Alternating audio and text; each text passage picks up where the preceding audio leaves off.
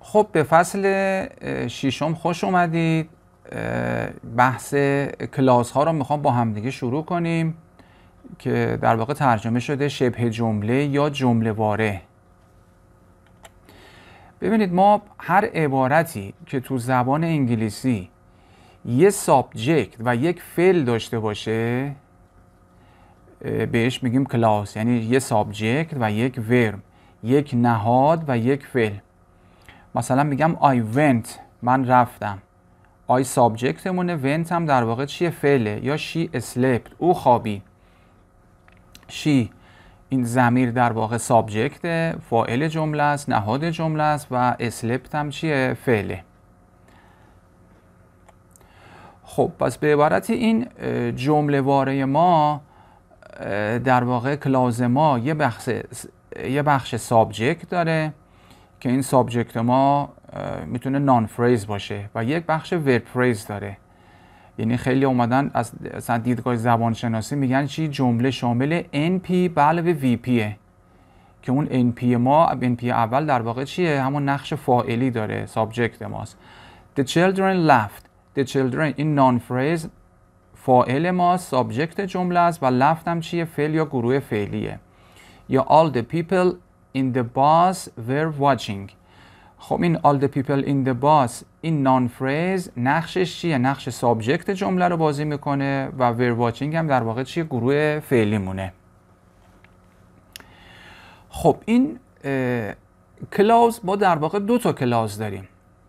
یه سری از کلاس ها بهشون میگن مین کلاس که به صورت MC نمایش دادیم ما، و یک سری هم سابوردینیت کلاس هستن به صورت SC. مین کلاس ها در واقع جمله واره های اصلی بهشون میگن. ایندیپندنت کلاس هم بهشون میگن، یعنی اینا جمله واره های مستقلن و مفهوم کاملی رو در واقع بیان میکنن و نیاز به چیز دیگه ای در واقع چیه؟ ندارن، مثل همون I went در اسلاید قبل. اما سابوردینیت کلاس ها که ایندیپندنت کلاس هم بهشون میگن، اینا جمله واره های وابستن و برای کامل شدن مفهومشون نیاز به چی دارن؟ به یک مین کلاس دارن. خب به مثال دقت کنید، میگم she decided to leave.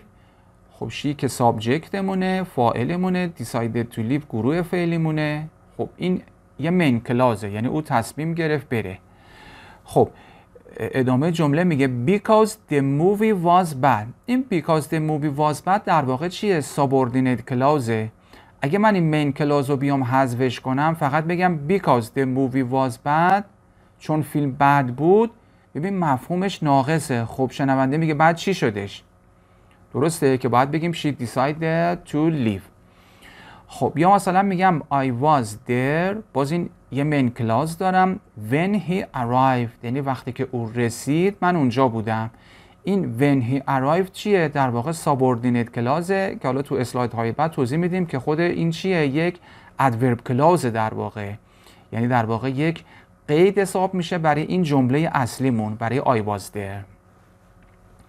یا مثلا میگم she came home when she was tired.